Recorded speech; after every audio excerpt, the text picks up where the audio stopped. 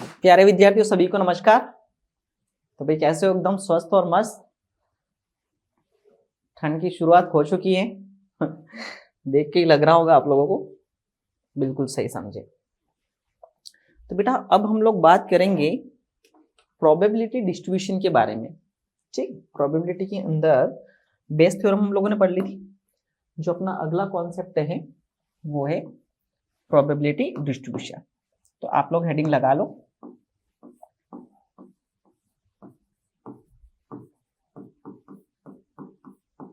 Probability distribution. ठीक है, probability distribution. ठीक है सर, क्या होता है इसे समझते हैं हम लोग। प्रोबेबिलिटी डिस्ट्रीब्यूशन क्या होता है इसे समझते हैं, है ना। जैसे कि मान लो एक क्वेश्चन एग्जांपल के थ्रू समझते हैं। Find the probability distribution of the number of tails. Find the probability distribution. Find the probability distribution of the number of tails of the number of tails of the number of tails in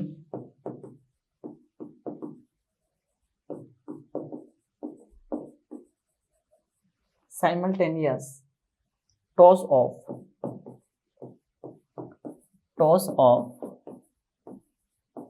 3 coins. Simultaneous toss of 3 coins. ठीक है, ध्यान से पढ़िए। हाँ।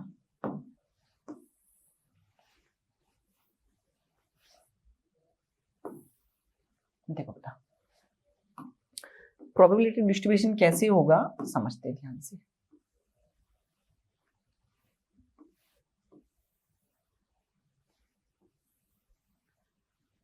आइए जरा ध्यान से, ये x और ये प्रोबेबिलिटी ऑफ x।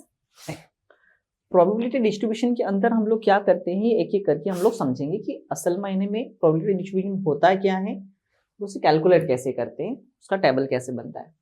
तो ये बोल रहा है फाइंड द प्रोबेबिलिटी डिस्ट्रीब्यूशन। ठीक है साहब, अभी तक समझ ही नहीं आया कि प्रोबेबिलिटी डिस्ट्रीब्यूशन क्या हो रहा है, फिर भी हम लोग फाइंड कर रहे हैं। चिंता ना करें, समझेंगे ध्यान से। Of the number of tails, है ना, in simultaneous toss of 3 coins. तो हमने क्या करा, 3 कॉइन को टॉस करा है।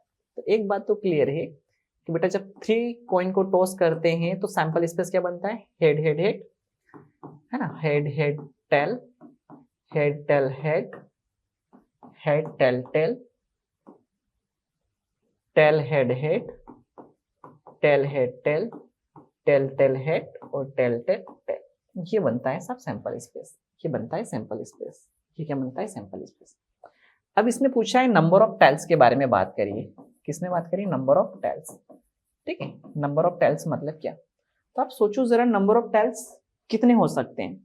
जैसे कि मान लो मैंने 3 कॉइन लिए और 3 कॉइन को एक साथ टॉस करा, है ना, तो ऐसे ही सब पे एक रिजल्ट आया होगा। तो क्या ऐसा हो सकता है कि किसी भी कॉइन पर एक भी टेल नहीं आया हो, है ना।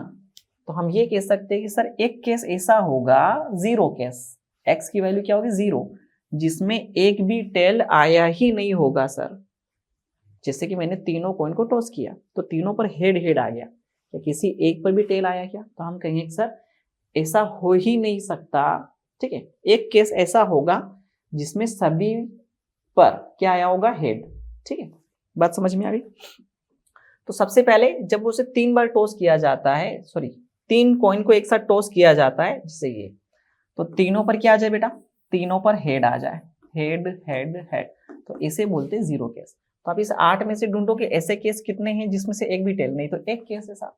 तो इसकी जो प्रोबेबिलिटी होगी वो क्या होगी, 1/8, यानी कि एक भी टेल नहीं आने की प्रोबेबिलिटी क्या होगी साहब, 1/8।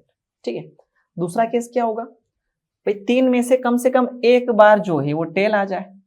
3 में से एक बार जो है वो क्या आ जाए बेटा, टेल आ जाए। 3 में से एक बार टेल आ जाए, इसका मतलब ये हुआ कि जो एक पॉइंट है ना, इस पर क्या आ जाए साहब, टेल आ जाए, बाकी सब पर हेड आ जाए। तो किसी एक पर टेल आ जाए, टेल आने की प्रोबेबिलिटी कितनी होती है बेटा 1/2, हेड आने की प्रोबेबिलिटी 1/2 और 1/2 है ना। तो अब ये टेल यहाँ हो सकता है, यहाँ हो सकता है, तो इनटू कितना कर देंगे अपन 3। तो इसका जो आंसर हो जाएगा कितना हो जाएगा 3/8। तो कम से कम एक टेल आ जाए, है ना, किसी एक पर एक टेल आ जाए तो उसकी प्रोबेबिलिटी हो जाएगी बेटा 3/8। कितनी हो जाएगी 3/8। ये भी हो सकता है सर 2 पर टेल आ जाए। क्या हो सकता है सर 2 पे टेल आ जाए, यानी कि किन्हीं 2 पॉइंट पर टेल आ जाए, इस पर टेल, इस पर टेल और इस पर हेड। तो टेल आने की प्रोबेबिलिटी 1/2, इस पर 1/2 और हेड आने की प्रोबेबिलिटी 1/2। ठीक है, तो इसे लिख देंगे अपन 3 में से किसी 2 पर टेल आ जाए, तो आगे लिख देंगे अपन 3c2, 3 में से किसी 2 पर। तो 3c2 मतलब क्या होता है 3 × 2/2 × 1, तो 2 से गया 2, तो यह जाएगा 3। तो इसका भी आंसर कितना आ जाएगा बेटा 3/8, यानी कि 2 टेल आने प्रोबेबिलिटी। पर अगर आप ये सोल्व नहीं करना चाहते हो ना, तो ये सोल्व नहीं करना चाहते हो तो आप यहाँ काउंट कर लो। अगर आपको लगता है कि नहीं सर हम ये सोल्व नहीं करेंगे, तो आप यहाँ पे कैलकुलेट करो। एक भी टेल नहीं आए तो एक केस, एक टेल आए तो एक टेल यहाँ है, एक टेल यहाँ है 2, एक टेल यहाँ है 3, तो कितना आंसर आ गया 3/8। अब 2 टेल ढूंढो, तो 2 टेल 1 और 2 और 3, तो इसके भी कितने हो गए 3/8। फिर ऐसा भी तो हो सकता है कि तीनों पर टेल आ जाए, तीनों पर क्या आ जाए बेटा, तीनों कॉइन पर टेल आ जाए, तो तीनों पर टेल आ जाए उसकी प्रोबेबिलिटी कितनी होती है 1/8। बेटा इसे बोलते हैं प्रोबेबिलिटी डिस्ट्रीब्यूशन। क्या कहलाता है ऐसा भी, प्रोबेबिलिटी डिस्ट्रीब्यूशन। तो प्रोबेबिलिटी डिस्ट्रीब्यूशन का मतलब ये होता है कि साहब आपने 3 सिक्के एक साथ थ्रो करे हैं, तो टेल आना, अब आगे कोई नंबर नहीं बताएगा, वो नंबर आपको सोचना पड़ेगा, है ना। जब आप सोचोगे तो प्रोबेबिलिटी डिस्ट्रीब्यूशन बनेगा। तो आप कैसे सोचोगे कि साहब 3 सिक्के उछाले गए तो एक पर भी टेल नहीं आए, मतलब 0, 0 कैसे, एक पर टेल आ जाए, 2 पर टेल आ जाए और तीनों पर टेल आ जाए, तो कितने केस बनेंगे 4। एक पर भी टेल नहीं आए, एक पर टेल आ जाए, 2 पर टेल आ जाए और 3 पर टेल आ जाए, तो ये कहलाता है प्रोबेबिलिटी डिस्ट्रीब्यूशन। तो हर एक केस की प्रोबेबिलिटी को कैलकुलेट करना, ये हर एक केस की, कि भाई एक भी टेल नहीं आए उसकी प्रोबेबिलिटी 1/10, एक टेल की प्रोबेबिलिटी 3/8, 2 टेल की प्रोबेबिलिटी 3/8, 3 टेल की प्रोबेबिलिटी 1/8। तो जब ये सारी प्रोबेबिलिटी आप ऐड करोगे 1/8 प्लस 3/8 प्लस 3/8 प्लस 1/8, ये टोटल प्रोबेबिलिटी कहलाती है। तो 3 3 6 7 और 1 8, तो जाएगा बेटा 8/8। तो ये हमेशा कितना होता है 1। तो जब आप सबको ऐड करोगे, सारे px को ऐड करोगे, तो उसका आंसर हमेशा ही कितना आएगा 1। तो ये इंपॉर्टेंट है, पॉइंट है, ये ध्यान रखना। तो आया, तो प्रोबेबिलिटी डिस्ट्रीब्यूशन में क्या हो रहा है कि कुछ भी उसने पूछा है, उसने पूछा कि हेड आए, तो हेड के सारे केस कैलकुलेट करने पड़ेंगे। ठीक है, जैसे कि मान लो इन्हीं कॉइन को 4 कॉइन होते, कितने कॉइन होते 4 कॉइन, और 4 कॉइन को टॉस किया जाता, तो 4 कॉइन को टॉस करते ना बेटा, तो 5 केस बनते। कितने 5 केस, कैसे, एक भी हेड नहीं आए, एक पर हेड आ जाए, 2 पर हेड आ जाए, 3 पर हेड आ जाए या 4 पर हेड आ जाए, 4 सिक्के तो चारों पर हेड आ जाए, तो 5 केस बनते, मतलब केस जो है वो एक हमेशा ज्यादा बनेंगे। आपने 6 सिक्के एक साथ टॉस किए हैं, तो टोटल केस कितने बनेंगे 7 केस बनेंगे। क्यों बनेंगे समझ में आ गया, क्योंकि एक 0 वाला केस भी इंक्लूडेड होता है। तो ये कहलाता है आपका प्रोबेबिलिटी डिस्ट्रीब्यूशन। तो कभी भी क्वेश्चन आता है तो हमें इस तरीके से शॉर्ट आउट करना पड़ता है। क्या मेरी बात समझ में आ गई, ठीक है। तो हमने क्या करा कि यहाँ पे टेल के सारे क्वेश्चन देखे, जैसे कि अभी तक हमने प्रोबेबिलिटी पढ़ा, तो हमने कहा कि भैया 3 कॉइन को एक साथ टॉस किया तो 2 टेल आ जाए, इसकी प्रोबेबिलिटी क्या, तो हम पर्टिकुलर इस केस की बात कर रहे थे, इसका आंसर कितना 3/8। हम कहते कि भैया एक भी टेल नहीं आए, तो इसकी बात कर रहे थे, एक टेल आ जाए, तो इस पर्टिकुलर क्वेश्चन की, मतलब ये अलग अलग क्वेश्चन हम अभी तक शॉर्ट आउट कर रहे थे। लेकिन यहाँ पे क्या हो रहा है, कुछ सारे क्वेश्चन है वो सारे एक साथ सोल्व होंगे। ठीक है, कि भाई एक भी टेल नहीं आए, एक टेल आ जाए, 2 टेल आ जाए, 3 टेल आ जाए, ठीक, खत्म। आई होप समझ में आ गया होगा सभी। आगे बढ़ते हैं, चलो, है ना, बढ़िया क्लियर हो गया सभी को।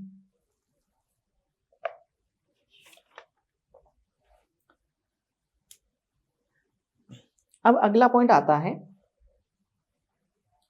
मीन, मीन और वेरिएंस। 2 पॉइंट समझो कि मीन और वेरिएंस क्या होता है। ठीक है, जैसे कि ये प्रोबेबिलिटी डिस्ट्रीब्यूशन है अपना, ठीक है, ये x और प्रोबेबिलिटी ऑफ x, ठीक है, यह वैल्यू हो जाएगी 0 1 2 ऐसे चलती जाएगी। इसकी प्रोबेबिलिटी आ गई मान लो x, इसकी प्रोबेबिलिटी आ गई y, ठीक है, या फिर इसकी प्रोबेबिलिटी आ गई x1, इसकी x2, x3, इस तरीके से कोई डाटा आ गया अपने पास। ठीक है, समझ में आ रही बात? तो ये सारा फिलहाल मैं हटा दे रहा हूँ यहाँ पे। अगर ऐसे कुछ भी नंबर आते हैं, जैसे कि मान लो अभी ये वाला केस लेते हैं, अभी जो थोड़ी देर पहले क्वेश्चन सोल्व किया, तो कुछ चीजें और क्लियर हो जाएगी। ठीक है, 3 वाला केस, तो इसका आंसर 1/8, इसका आंसर 1/8 था, इसका 3/8 था, और इसका भी कितना था बेटा 3/8। अब मेन जो होता है वो होता है बेटा एक्सपेक्टेशन ऑफ एक्स। इसे क्या बोलते हैं? Expectation of x. एक्स का मतलब क्या होता है? Expectation of x. और एक्सपेक्टेशन ऑफ एक्स निकालते कैसे वो समझो, तो इन नंबर का मल्टीप्लाई कराते हैं। ठीक है, एक्स का मल्टीप्लाई कराते हैं पी के साथ, तो x1 p1 plus x2 p2 plus x3 p3 ऐसे चलता जाता है, और सभी को क्या कर देते हैं हम लोग? ऐड कर देते हैं। तो sigma xi pi i equal to 1 to n, ये से चलता है। तो यहाँ अगर हमें एक्सपेक्टेशन ऑफ x निकालना है तो क्या करना पड़ेगा? 0 into 1/8 plus 1 into 3/8 plus 2 into 3/8 plus 3 into 1/8। तो ये जो आंसर है ये क्या कहलाता है? आपका एक्सपेक्टेशन ऑफ एक्स। ठीक है, एक्सपेक्टेशन ऑफ एक्स, इसे बोलते हैं EX। ठीक है, अब दूसरे नंबर की बात करते हैं। अगर मान लो आपको EX² निकालना होता, क्या निकालना होता? EX²। तो उसमें क्या करते हैं हम लोग? x1 का स्क्वायर p1 प्लस x2 का स्क्वायर p2 प्लस x3 का स्क्वायर p3, ये चलता जाता है। तो जाता सिग्मा xa का square pi i equal to 1 to n, कि हम लोग ऐसा लिख सकते हैं इसको। ठीक है, तो अगर इसको कैलकुलेट करते हैं एक्सपेक्टेशन ऑफ x² तो क्या होता? 0 का स्क्वायर इंटू 1/8 प्लस 1 का स्क्वायर इंटू 3/8 प्लस 2 का स्क्वायर इंटू 3/8 प्लस 3 का स्क्वायर इंटू 1/8, ये आ गया आपका आंसर। ठीक, ये आपका आंसर आ गया। ठीक, अब बात करते हैं हम लोग वेरिएंस की, क्योंकि अक्सर यहाँ पे जरूरत पड़ती है आपको वेरिएंस की। तो जो वेरिएंस है वो निकालेंगे बेटा अपन। वेरिएंस कैसे निकलेगा? वो होगा expectation of x² minus expectation of EX और इसका स्क्वायर। तो ये फार्मूला ध्यान रखिएगा, मोस्ट इंपोर्टेंट फार्मूला है। तो वेरिएंस हम लोग इस फार्मूले से निकालते हैं। ठीक है, expectation of x² minus expectation of x, इसका होल स्क्वायर। तो जो आंसर आएगा इसका होल स्क्वायर करके इसमें से माइनस कर देंगे, तो ये आपका क्या बन जाएगा? वेरिएंस बन जाएगा। ठीक है, क्या बन जाएगा? वेरिएंस। क्लियर? आगे जाके हम लोग पढ़ेंगे मीन का एक और फार्मूला पढ़ेंगे हम लोग, NP, और वेरिएंस का फार्मूला आता है NPQ। वेरिएंस का फार्मूला क्या आता है? NP। डन, इसे लिख लो। चलो अगले पॉइंट के बारे में बात करते हैं।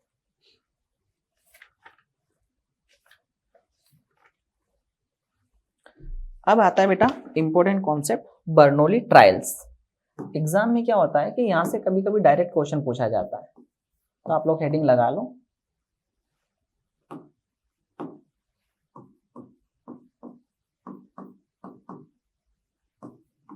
Bernoulli trials. बर्नौली ट्रायल्स, ठीक है।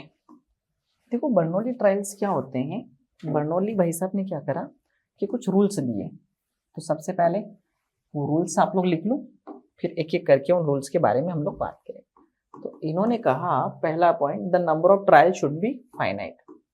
The number of trials should be finite. The number of trial should be finite मतलब इन्होंने क्या कहा कि भैया आप कोई भी एक्सपेरिमेंट कर रहे हो तो जो उसके ट्रायल्स है, तो भैया आपने एक बार ट्राई किया, दूसरी बार ट्राई किया, फिर वापस से एक्सपेरिमेंट किया, है ना, बहुत सारे ट्रायल्स किए, बहुत सारे एक्सपेरिमेंट किए, तो उनकी संख्या जो है वो फाइनाइट होनी चाहिए।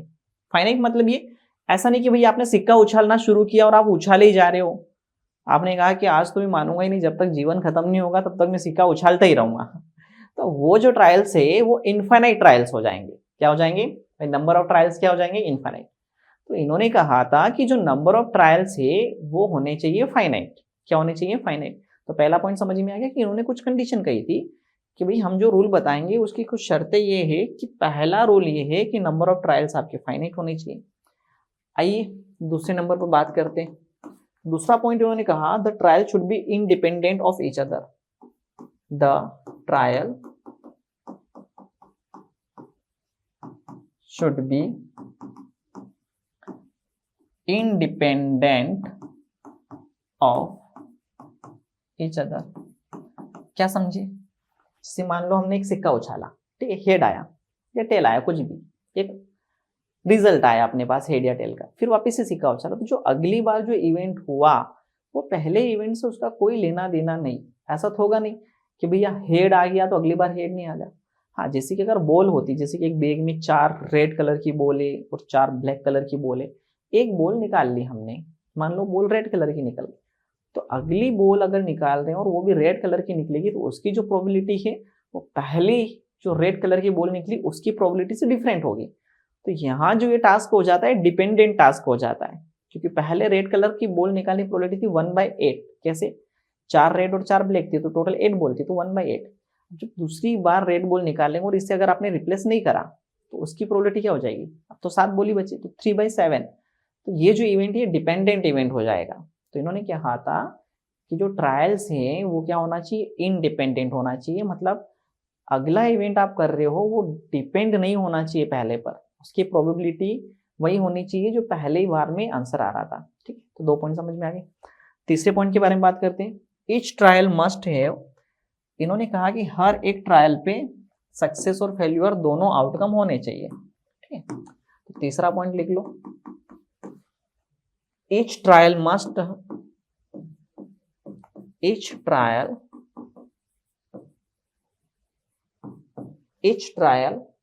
must have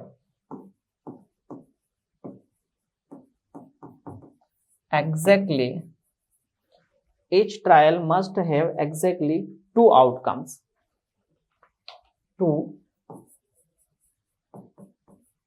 outcomes, must have 2 outcomes, success और फेल्यूर। बात समझ में आ गई कि भाई हर एक ट्रायल पे 2 आउटकम होने चाहिए, सक्सेस और फेल्यूर दोनों आउटकम होने चाहिए। और फिर चौथा इन्होंने कहा था, in each trial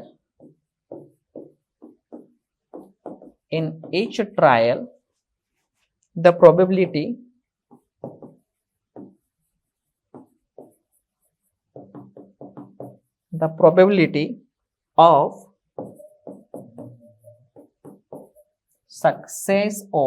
probability of success or failure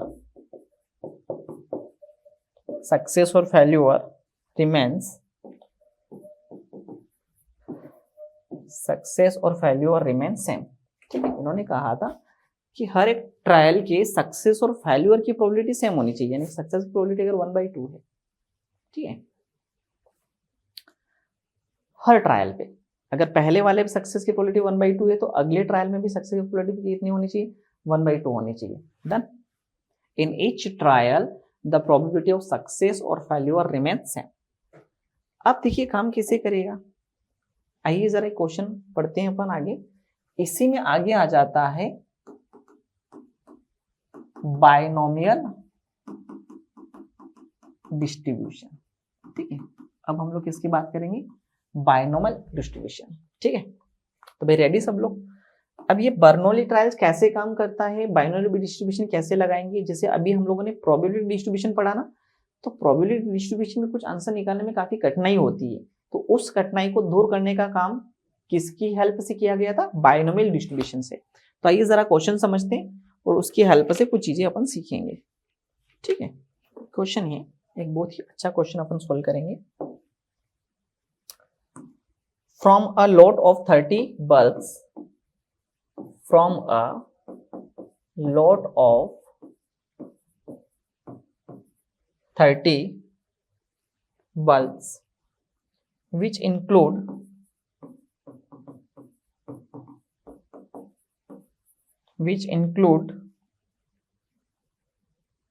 6 defective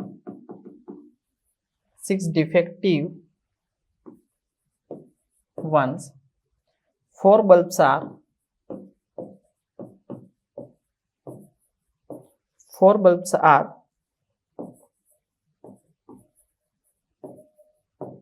drawn at random without replacement,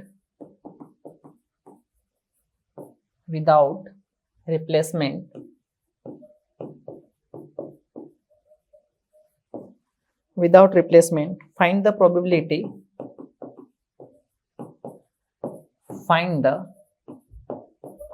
distribution,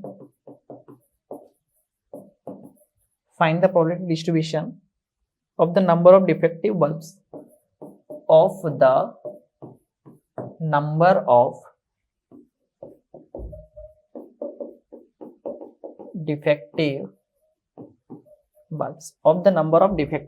bulbs, ठीक है। चलिए ध्यान दीजिए, सबसे पहला पॉइंट बेटा ये है कि टोटल बल्ब कितने हैं,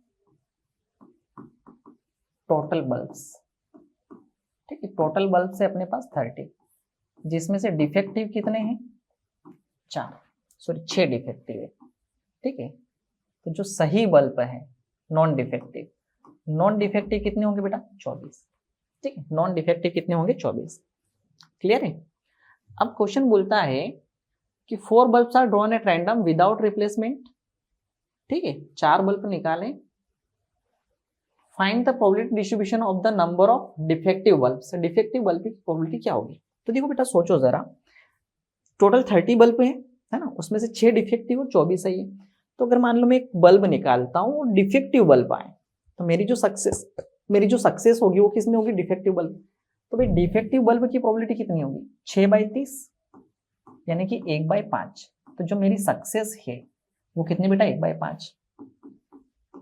डिफेक्टिव नहीं आए, नॉन डिफेक्टिव आए, तो 24/30, ठीक है, 4/5। तो ये मेरा फेल्यूर है, मतलब मैं चाहता हूं कि डिफेक्टिव बल्ब आ जाए। मैं चाहता हूं कि भाई से दुकानदार होते हैं ना, वो छांटते भी है, जो डिफेक्टिव माल है उसे बाहर कर देता है कि कस्टमर को सही माल जाए। तो इसे मैं चाहता हूं कि डिफेक्टिव आए, है ना, मैं डिफेक्टिव ढूंढना चाह रहा हूँ। तो अब डिफेक्टिव में क्या क्या हो सकता है, ठीक है, 4 बल्ब निकाल रहा हूं मैं। तो देखो जरा डिफेक्टिव में क्या क्या हो सकता है। तो पहली बात, एक भी डिफेक्टिव नहीं आए मेरे हाथ में, मैं 4 बल्ब निकालू, 4 में से एक भी डिफेक्टिव नहीं आए, या फिर ये हो सकता है 1 डिफेक्टिव आ जाए, या फिर हो सकता है 2 डिफेक्टिव आ जाए, या 3 डिफेक्टिव आ जाए, या फिर 4 डिफेक्टिव आ जाए, या फिर कितने डिफेक्टिव आ जाए, 4 डिफेक्टिव आ जाए। तो ये इतने केस हो सकते हैं, ठीक है। इसकी प्रोबेबिलिटी कैलकुलेट करेंगे अपन, तो एक एक करके प्रोबेबिलिटी कैलकुलेट करेंगे। तो कैसे कैलकुलेट करेंगे समझो ध्यान से, ठीक है। क्या मेरी इतनी बात समझ में आ गई। अब सबसे पहली बात ये कि मैं जो बल्ब है वो कितने निकाल रहा हूं, 4 बल्ब, ठीक है। नंबर ऑफ बल्ब कितने निकाल रहा हूं मैं, 4 विड्रॉ कर रहा हूं। तो जो पहला केस कैलकुलेट करूंगा मैं, है ना, पहला केस 0 डिफेक्टिव वाला, तो मैं चाहूंगा कि 4 में से एक भी डिफेक्टिव नहीं हो, है ना, इसका मतलब 0 डिफेक्टिव है, बिग डिफेक्टिव। तो 4 में से एक भी डिफेक्टिव नहीं होना, तो 4 से 0, एक भी डिफेक्टिव, है ना। डिफेक्टिव की प्रोबेबिलिटी कितनी है, 1/5, तो 1/5 की पावर हो जाएगी 0। बाइनोमियल डिस्ट्रीब्यूशन में ये कहा गया था NCR P की पावर R और Q की power N-R, where P equal to success and Q equal to failure, ठीक है। ये वाला समझ में आ गई बात। तो यहाँ पे डिफेक्टिव की सक्सेस कितनी, 1/5, तो पावर 0 हो जाएगी, और फेल्यूर की प्रोबेबिलिटी 4/5, तो 4 - 0 कितना हो जाएगा बेटा, 4। तो 4 से 0 1 हो जाएगा, 1/5 ये भी 1 हो जाएगा, तो आ जाएगा 4⁴ डिवाइड बाई 5⁴। तो 4⁴ कितना होता है, 256 डिवाइडेड बाय 625। तो इसका आंसर आ जाएगा 256 डिवाइडेड बाय 625। तो क्या होता है ना कि बाइनोमियल डिस्ट्रीब्यूशन में ये होता है कि ये सारे केसेस हमें लिखना नहीं पड़ेंगे, सैंपल स्पेस नहीं बनाना पड़ेगा। जैसे मैंने एक छोटा सा क्वेश्चन करवाया था 3 कॉइंस वाला, तो उसमें हमने क्या करा कि सारे सैंपल स्पेस हमने लिखे, वहां पे एक एक करके सारे सैंपल स्पेस हमने लिखे। यहाँ पे लिखना नहीं पड़ेगा, डायरेक्ट बना लेंगे। अब दूसरे पॉइंट पर देखते हैं हम लोग, एक डिफेक्टिव हो जाए, तो 4C1 1/5 एंड 4/5 कितनी आ जाएगी बेटा, 3। तो ये तो हो जाएगा 4, ये हो जाएगा 1/5, और ये, ठीक है, तो 4 की पावर 3 और 1 4 की पावर 4, और ये 5 की पावर भी 4 हो जाएगा। तो भैया ये भी जो है अपना आ जाएगा 256/625, कितना आ जाएगा 256/625, ठीक है। अब 2 वाला कैसे कैलकुलेट कर लेते हैं। तो 4c2 इंटू 1/5 इंटू 4/5 भी कितनी हो जाएगी बेटा 2। तो 4c2 मतलब क्या, 4 को 2 बार लिखना, 4 दिए 12, 12/2 कितना हो जाएगा 6, है ना, 6 तो ये हो गया। और ये 1/5 इंटू 4 16 और 5 तो 5 हो गया 625, तो ये हो गया। और ये 16 5 80, 16 6 96, 16 6 96, ठीक है, तो ये आ गया 96/625। अब 3 वाला केस कैलकुलेट कर लेते हैं। 3 वाला केस, तो 3 वाले केस में क्या होगा भैया, 4c3 इंटू 1/5 इंटू 4/5 तो देखो 4c3 मतलब 4 में से 3 गया तो 1, तो 4c1 ही आ जाएगा। तो 4c1 मतलब 4 हो जाएगा बेटा, ये हो जाएगा 4 तो ऊपर एक 4 आ जाएगा और नीचे 5 कितना हो जाएगा 3 and 1 4, तो नीचे तो 625 ही आएगा, ठीक है, मतलब सभी के सभी में क्या आ रहा है 625 ही आ रहा है, ठीक है। यहाँ हो जाएगा 4 4 16, तो 16/625 हो जाएगा, ठीक है। अब एक और केस कैलकुलेट करेंगे, चौथे वाला केस कैलकुलेट करेंगे तो 4c4 1/5 एंड 4/5 कितनी हो जाएगी 0, तो ये तो खेल खत्म, ये भी खत्म, तो ये हो जाएगा 1/625, ठीक है। तो ये हो गया पूरा प्रोबेबिलिटी डिस्ट्रीब्यूशन। तो भैया क्या होता है ना कि बाइनोमियल डिस्ट्रीब्यूशन ऐसे काम करता है, इसकी हेल्प से अपन पर्टिकुलर कोई भी केस कैलकुलेट कर सकते हैं। 2 वाला केस कैलकुलेट करना है तो भाई टोटल आपने कितने बल्ब निकाले 4, तो आप चाहते हैं कि 4 में से 2 डिफेक्टिव आ जाए, तो 4c2 डिफेक्टिव चाहते हो ना, तो जो सक्सेस है उसकी पावर 2, बाकी जो फेल्यूर है उसकी पावर रिमेनिंग आ जाएगी। इसे समझ लो बढ़िया से। चलिए बेटा इतना बढ़िया से समझ गए, ठीक है। इसके आगे की चीजें हम लोग अगली क्लास में सीखेंगे। Thank you so much.